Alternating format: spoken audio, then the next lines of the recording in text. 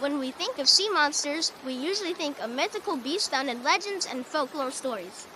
Ones that preyed on sailors with tooth, claw, and tentacle. But if you travel back far enough in time, you will come into contact with a variety of actual marine predators that were more or less real-life sea monsters, including deadly pliosaurs from the Jurassic, serpent-like mosasaurs from the Cretaceous, and titanic ichthyosaurs from the Triassic. These fearsome animals, along with many others, dominated the seas and oceans of Earth during the Mesozoic era, and made it a rather questionable decision to enter any sort of salt water. However, in those prehistoric times, not even fresh water was safe, as once in a blue moon, one of these sea monsters would successfully enter a freshwater ecosystem where it would then establish itself as an efficient killer, transforming it into a full-fledged river monster. And one of the best examples of this comes from the iconic mosasaurs, as during the late Cretaceous, roughly 85 million years ago, the world saw the emergence of the only known freshwater mosasaur, the Pananeosaurus. It was given the species name Inexpectatus, meaning unexpected, a reflection of the paleontologists' surprise when they found a mosasaur in freshwater sediments within western Hungary. Specifically, it seemed to have lived in what would have been a fluvial environment, in other words, rivers. The paleontologists who found it were able to deduce that it spent its entire life in fresh water, as opposed to only temporarily inhabiting it. This was surely unfortunate for others sharing its environment, as the Pananeosaurus was no pushover, with it being a mid-sized mosasaur belonging to the Tethosaurinae subfamily. Fully grown adults were able to reach 6 meters or 20 feet in length and 550 kilograms or 1,210 pounds in body mass, making it the largest predator in the water. At this stature, it also outsized the biggest recorded American alligator and multiple species of dinosaur that shared its environment. Additionally, this river monster didn't just have size on its side, as it was well equipped for river life, possessing a crocodile-like flattened skull, which was useful for water-level ambush hunting of terrestrial and shallow water prey. The Pananeosaurus was further aided by its teeth, which were conical and curved, allowing it to easily grip and puncture any unfortunate victim. Outside of its jaw and skull, this mosasaur was actually further built for freshwater through its limbs. It's actually not known for certain what its limbs were like, but a leading hypothesis is that they were rather primitive compared to other mosasaurs, with potentially having non-paddle-like limbs. While this may sound like a bad thing, this feature, along with having a robust sacrum and pelvis, allowed the Pananeosaurus to propel off the river floor during ambush attacks, making it that much more of a deadly river monster. We can deduce that its habitat was extremely rich in life, both in the water and on land. The diversity of animals gave this mosasaur a wide range of potential prey items, such as fish, amphibians, squamates, birds, and possibly even non-avian dinosaurs. In true mosasaur fashion, this creature would dominate its habitat for millions of years. However, it appears that through the Mesozoic, the mosasaurs were actually not the most successful group at invading the freshwater ecosystem, as that title belonged to the plesiosaurs. This is a group of marine reptiles that through the years have swam their ways into myths and legends thanks to their unusual appearances, and have even appeared alongside other famous sea monsters as far back as the 1800s within a variety of paintings and artwork. A famous example of plesiosaurs becoming river monsters come from the Kem geological group of eastern Morocco, which is dated to the early late Cretaceous. Here, paleontologists made a one-of-a-kind find when they unearthed an adult and juvenile plesiosaur within the stratum.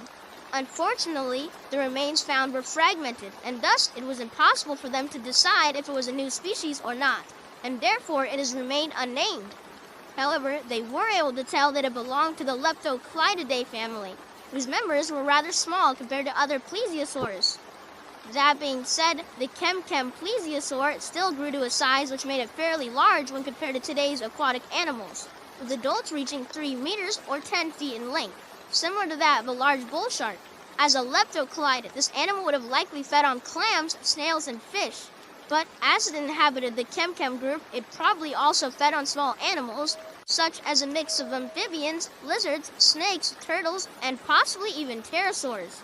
Its streamlined build and smaller stature granted it the necessary ability to navigate the river systems it lived in. However, it would have needed to be careful as it wasn't the largest predator around, with predatory fish and crocodilians possibly preying on it. Additionally, the giant Spinosaurus was also resident of this environment and may have targeted the plesiosaur occasionally, adding yet another layer of danger. Yet, there is still no denying its status of being a river monster. However, that isn't to say it was necessarily the most successful plesiosaur to conquer fresh water, since if you travel to the Western Hemisphere, you would find a plesiosaur that became much more of a menacing monster. This was the Fluvionectus. This plesiosaur resided within the Dinosaur Park Formation of Alberta, Canada, which has been dated to 75 million years ago. Unlike its Chemchem counterpart, the Fluvionectus was a large plesiosaur that was capable of growing to 7 meters or 23 feet in length, outsizing all other plesiosaurs found in freshwater sediments.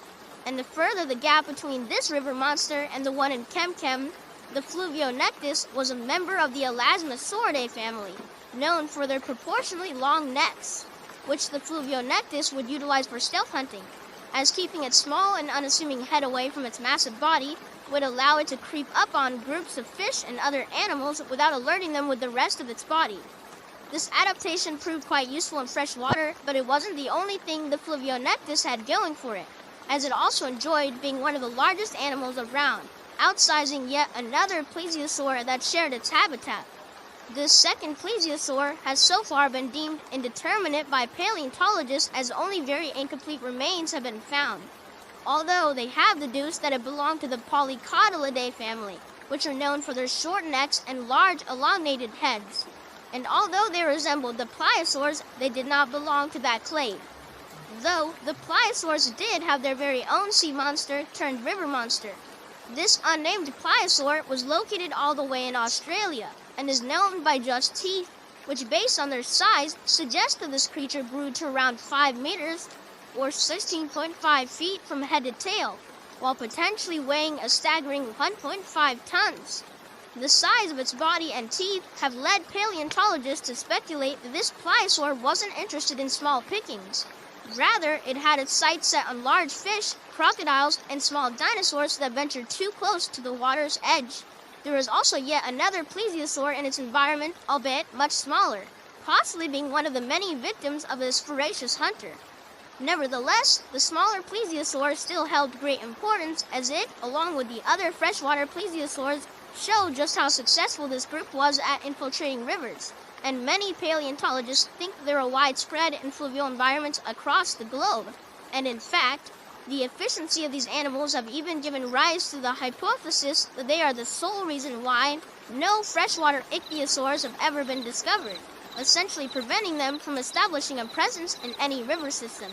If proven true, it would be a huge testament to just how successful these creatures were at becoming kings of this ecosystem. And yet another reason why we should maybe be thankful that they and many other Mesozoic predators are no longer around.